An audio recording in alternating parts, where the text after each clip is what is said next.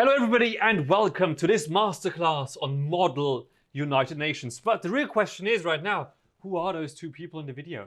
Who are they? My name is Jonas Bruns. I participated in numerous MUNs and all sorts of roles, be it a delegate, organizer, secretary general, a chair, in conference really on almost every continent of this planet. And so have you, Alex, haven't you? That is remarkable, Jonas. Yes, I too have done similar things. I've been a delegate, I've been a chair, I've been an organizer at several conferences, implemented really fun conference formats. I've won my fair share of awards, but I try to be humble.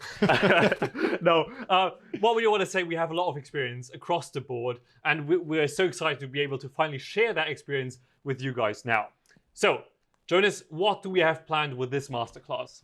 Good you're asking, because there's so many questions that reached us on, hey, how do I prepare my first speech? How do I prepare for my first committee? And so in this video, we'll condense it all in this video series, to be precise, because we prepared 4 videos that will be part of this masterclass. We'll start off introducing you about the details. How does MUN actually work with a rundown A to Z on the committee? Next on, we'll want to prepare you best for your conference with your research and preparation. Everything before the conference you will find out in the second video. Next, we'll want to focus on what's happening at the conference. There we prepared 2 videos, one on everything related to winning awards through magnificent speeches, and on the other end, we'll have you walk down all the papers that you might need to look at, all the documents. That's going to be a 4th and last video. Fantastic. Now, one thing we would like you to keep in mind is that at the end of the day, MUN, it's all just a game, right? Don't worry if you're not feeling comfortable understanding something, if you feel like we're using funny words, don't worry about it. We've all been there. We haven't spoken amazing English. We've gotten into all of this through MUN. So, don't worry. With that in mind, let's get cracking. Let's have a look at this first video where we're talking about what MUN actually is and how it works. Let's do it. Boom.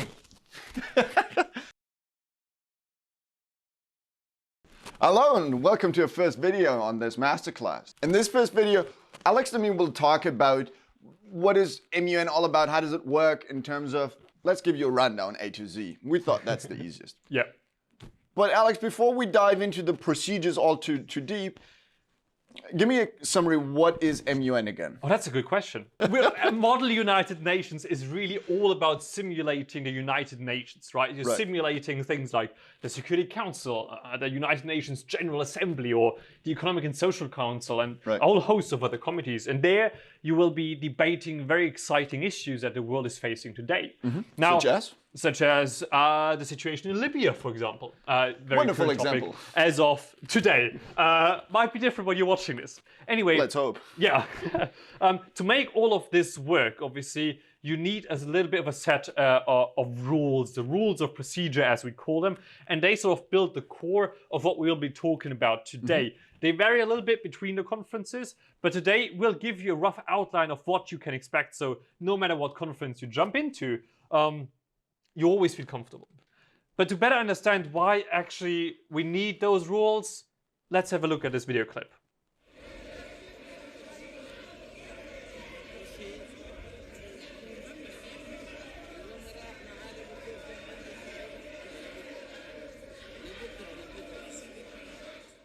So we hope, obviously, that at your very first conference, you will not enter scenes like that.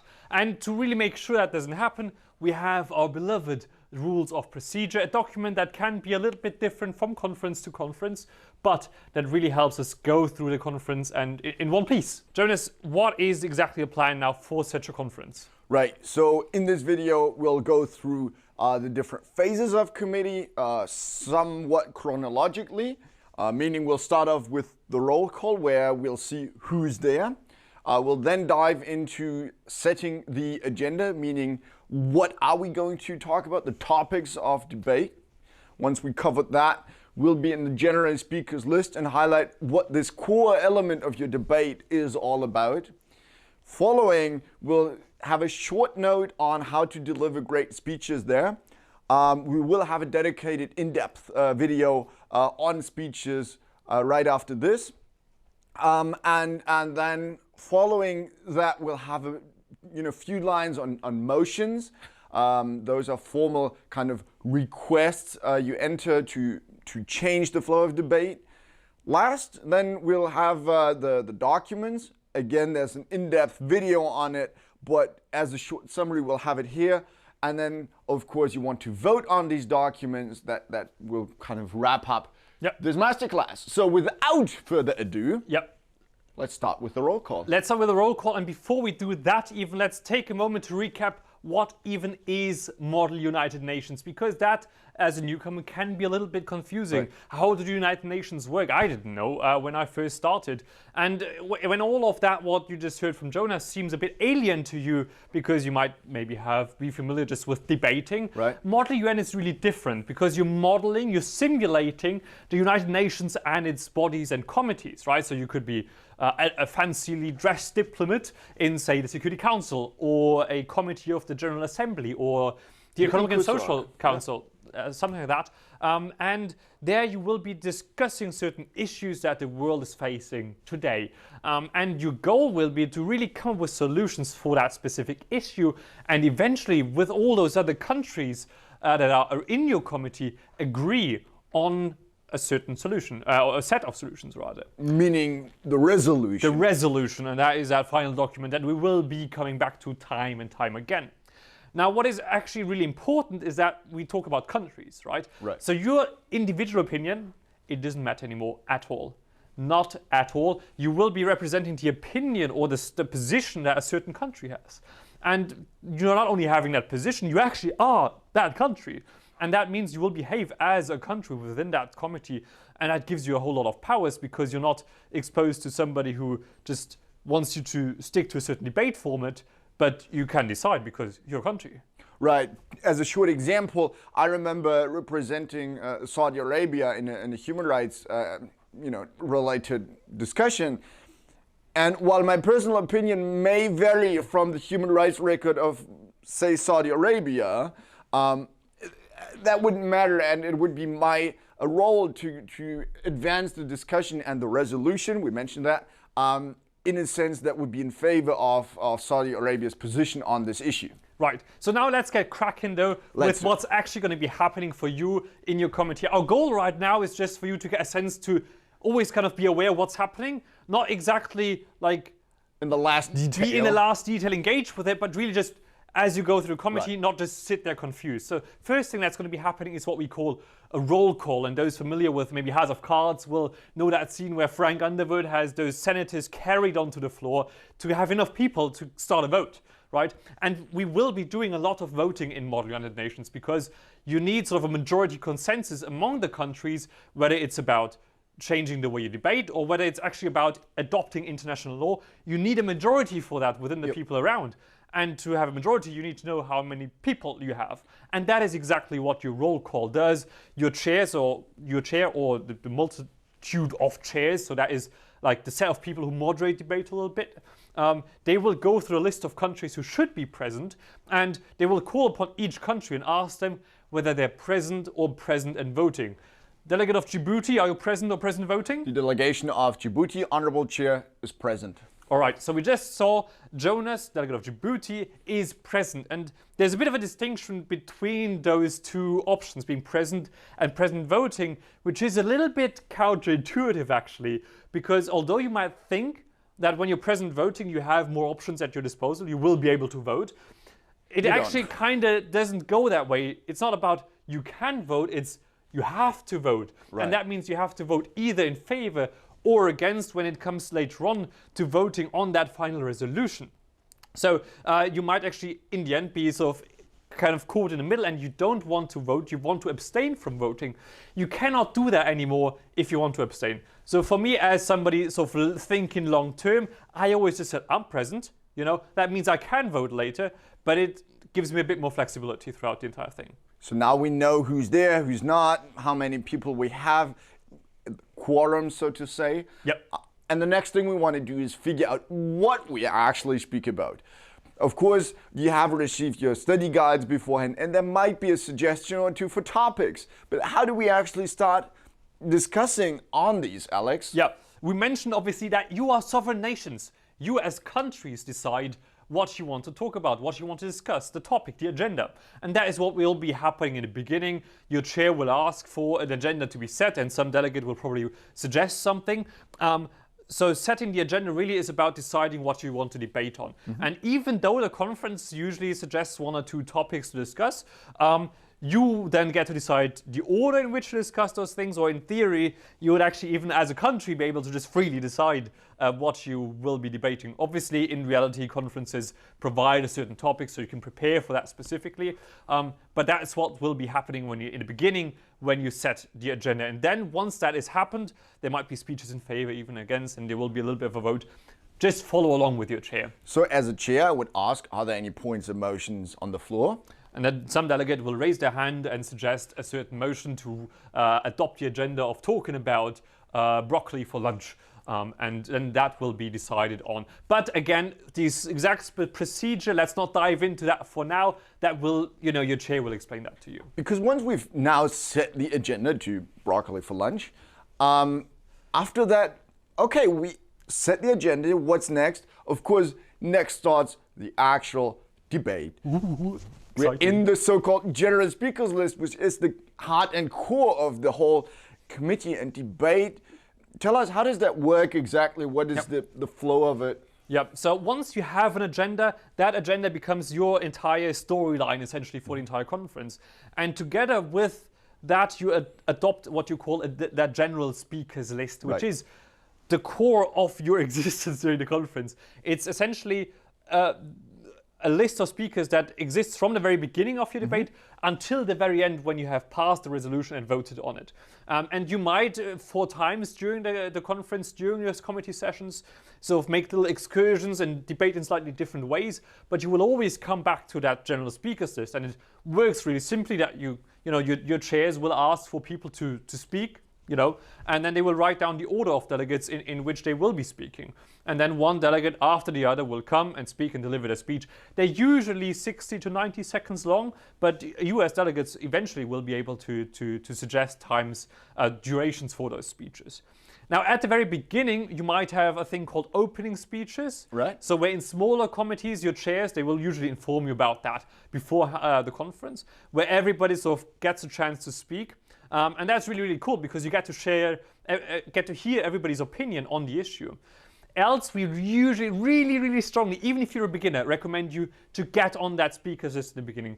Get yourself heard. And for this, you can really prepare a speech in advance, even maybe make some notes, maybe write the whole thing out entirely, because this is a speech where you can almost be certain that you will be holding it and delivering it. So yeah, that speaker says it goes on through all the way through the end, until the end of your debate. And once there are no speakers ever anymore, assume that you want to finish debating this topic, and then you will be voting. But that's way down in the future, so like a couple minutes in this video.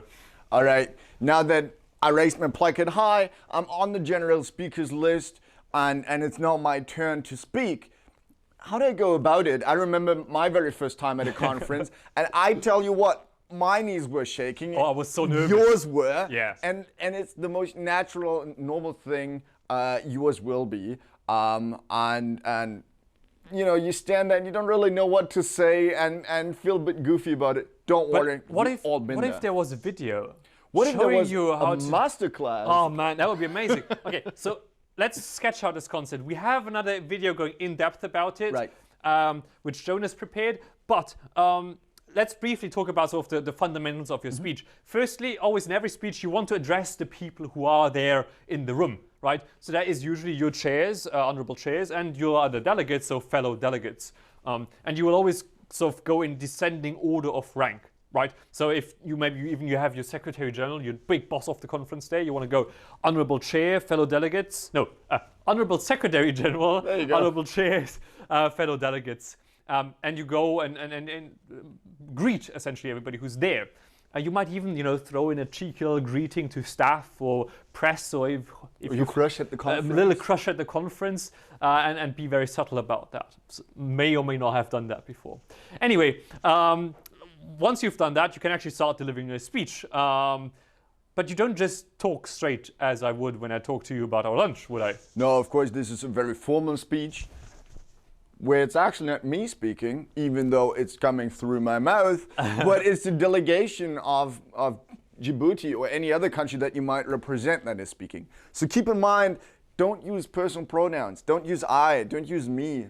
Use we as the delegation of Djibouti to give your argument just that extra little bit of force and charisma, so to say, to really shine bright. And it just sounds so much nicer, doesn't it? I mean, it's not your individual ideas and concepts, and nobody really cares about you as an individual so much as people care about countries, you know. They care about you as an individual later on at the socials, but that's a different story. That is very true. That is very true. Right, so honorable chairs, fellow delegates, we as the country of Djibouti firmly believe that broccoli for lunch is actually quite fantastic. And I can double echo those words because we just had that. That being said, we're now on the general speakers list. We have our speeches mic'd. They're marvelously great. But then the chair says something funny. The chair asks if there's any points or motions. We kind of had this Jonas, when we were... Jonas. We're getting ahead of ourselves. Keep it easy. So what are we missing? We haven't finished our speech yet. We haven't finished yet. Oh, because there's one thing that always people keep on forgetting. So such as Jonas just did, people will forget it and your chairs will remind you of that. So after, thanking everybody for their attention, you will have to essentially give the speaking right back, the floor, as you call it in MUN, back to your chair. And you have three options there. Essentially, you can yield or give the floor just back to the chair. Right. Keep it, I'm done, right? Or if you have a lot of time left, say maybe, 30 seconds, and you really want that delegate of South Sudan to share their opinion on this issue right now, you can yield the floor to that delegate. Right. Or what I loved doing always, and what I really encourage you to do as well, or we even, because we are mymun and MUN command, yield your time to questions if you can do that.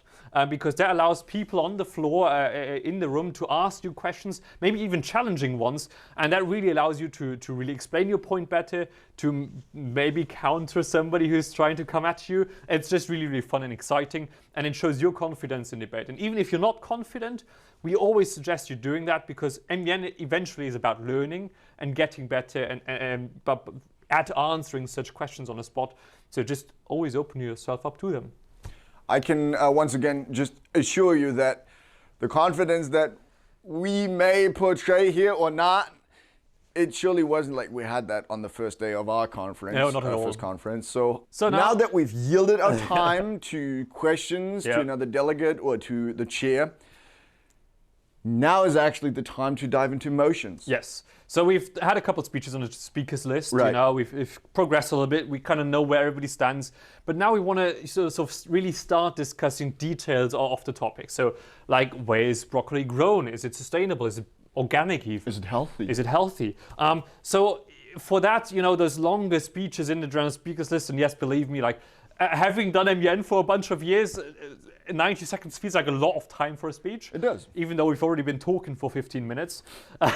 So what you can do in Model UN, as if together with a majority of countries in your committee you decide to do so, you can go into sort of a different style of debating that is a bit more dynamic, a bit faster, shorter speeches, and that is called a moderated caucus. Right. Right? So for that, your chairs will eventually start asking whether there are any suggestions in the room for changing something about the way you debate. And those changes are called motions. So Jonas, are there any motions in the House? The Honourable Chair is a motion indeed by the delegation of Djibouti for a 15-minute moderated caucus, 60 seconds individual speakers time on the topic of the health benefits of broccoli. Right. So what Jonas just proposed really was such a moderated caucus, which is a bit more of a dynamic format, which is encapsulated to that 15-minute time frame that he suggested.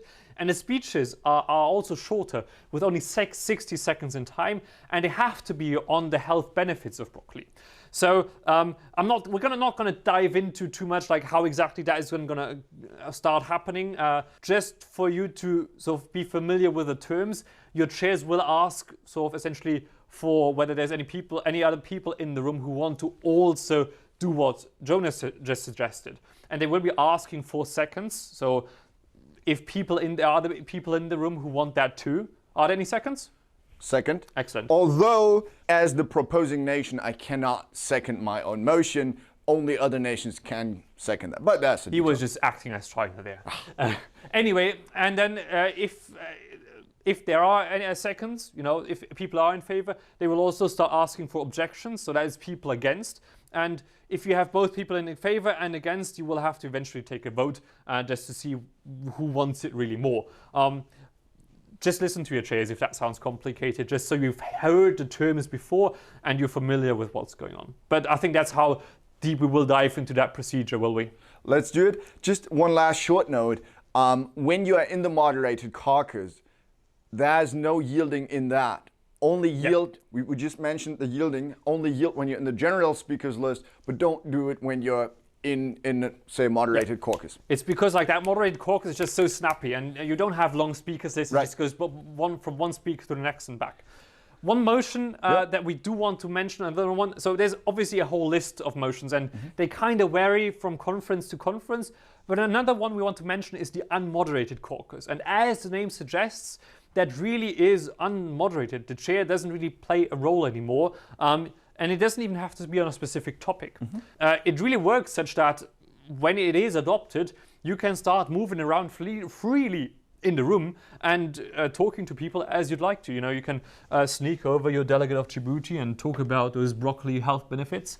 Or and you form can a bloc, an alliance. You can form alliances, and you can even start, we're getting to that in a moment, but you can start writing things down and ideas down and really building the foundations of what eventually will become your resolution. So that's the unmoderated caucus, and those are sort of the main two sort of excursions you will find are happening during the conference from your general speakers list, where you will have those moderated caucus and those unmoderated ones. There's one more thing we should mention here, though. All of this is a lot, and it can be confusing, and sometimes even those rules of procedure, they're not consistent throughout all conferences. They vary a little bit. So they might not be super clearly written or formulated, and you might be confused, as I usually was, very much so. And even now for us, that we've done plenty of MUNs, it happens from time to time that for some weird reason you haven't read the ROPs, the rules of procedure, as good as you should have, or they're just not as good written. And I want to kind of ask a question about how does it work? What's that motion again? What's the majority we need again? Where are we? Who can vote? Can I abstain? So your way of just asking essentially your chairs how something works is by, again, just usually raising your placard. A placard, by the way, is that you will get a little white cardboard bit with your country's name written on it. And you can raise a point of parliamentary inquiry. Fancy name for just asking a question about how things work. And we strongly suggest you use those en masse, so as much as you want. If you have a question for how things work, do it. All right. Hope we're all set on the different motions. We now know how to ask. And Alex, you already mentioned a little bit that in the unmoderated caucus, we may write down a few notes here and there. But there's a fancy name for that, as for almost everything in MUN. So let's talk a little bit about the writing and the document kinds and styles that we have. We do have a dedicated video on documents, so let's just have a short note on this. What's that all about? We'll keep it very brief, because obviously documents are the one thing that really distinct MUN from Oxford-style debates. You will have a bit of a process, right? You're not going to go straight ahead and write like you're perfect, like you find it at the UN resolution. The first thing is what you're going to have early in the conference are called working papers. And as the name suggests, it's like sort of an more informal document. It can become an official document of your committee, which is shared with everybody when it is introduced through a motion, which is all words we've heard before. Again, don't worry, your chairs are going to explain it, and you will just find all those things become more and more natural to you. But a working paper is just essentially a collection of ideas, right? It can be bullet points, it can be sentences, paragraphs, it can be scribbles, although it's not usually scribbles, is it? It's usually not usually scribbles. It could be. Yeah, but there's no official format to it. You can do whatever you want. But then once we think about all of that becoming international law, resolutions have to have a specific format. Right. That's where we eventually start taking a working paper and writing that in a more official sort of format. That is called then a draft resolution, or just a draft a sketch of a resolution almost. And that is then that second stage of documents within your committee. And not everybody's going to write that, right? You're going to have your blocks that we talked about that might have together one working paper. You might end up merging working papers into draft resolutions. Or even merge draft resolutions. There you go. And all of those is going to be fewer and fewer. But those draft resolutions, again, they follow a certain format, and we're going to talk about that in more detail once we get to the documents video. All right. So just as a short summary, we started off, we had a fancy roll call. Next up, we set our agenda to talk about, for the sake of this example, the broccoli thing. Then, of course, we had a general speakers list where we had fancy speeches addressing everyone, yielding the floor back in the end. We then introduced some motions, where we had moderated and unmoderated caucuses. And in those, especially in the unmoderated caucus, we then wrote some working papers and draft resolutions. We had motions again to introduce those, so everyone is kind of on the same page on those documents. There's just one last thing that we're missing, and that's the voting. Because in the end, no matter how fancy a document looks like, you need a majority to vote in favor of it to pass it. So let's see, how does that work? I mean, essentially, again, the usual guidelines apply. Follow your chair's directions here more than any other time, and follow them closely. The one thing that's different is that here you're really talking about voting on substance now. So your voting can get a bit more complicated, and there's more options for that within the frameworks of your rules of procedure. So really take a close look at that if you want to sort of really get playful with that. Generally speaking, however, if you're present and not present in voting, you can vote in favor, against, or abstaining. If you're present voting, you cannot abstain anymore. Depending on how things work and how your vote proceeds, you might also have the option to pass during voting. So if you have a roll call vote, which means everybody votes one after the other, you can say, I'm going to skip for now, I'm going to vote in a second round. There's no more than 2 rounds usually though. What also you might be able to do is voting with rights. So I'm going to say I'm going to vote in favor, but with rights. That means that you will have afterwards usually 30 seconds to explain why you voted the way you voted, in case you were a little bit off policy there. But that's essentially it. There are modifications for it at different conferences again, but they vary so widely that we don't really want to go deeper into that. And usually at the end of the day, if you have a majority of votes, your resolution passes. Congratulations, clapping is now in order. All right, for everyone, just let's do a quick recap of the entire thing. We started off with what? Yeah, we started off with a roll call. We set the agenda. We had a lot of speeches in the general speakers list. We varied a little bit our modes of debate, and then we had a vote, and now we have a new piece of international law, which is amazing. Terrific. If you have any questions, any things that we missed out, things that were left open, or just thoughts and experiences you made at your conference, feel free to share them. We're looking forward to discussing with you. Thank you so much. And with that, see you in the next videos also. The next video is going to be on preparation. Preparation. Awesome. See you there. See ya.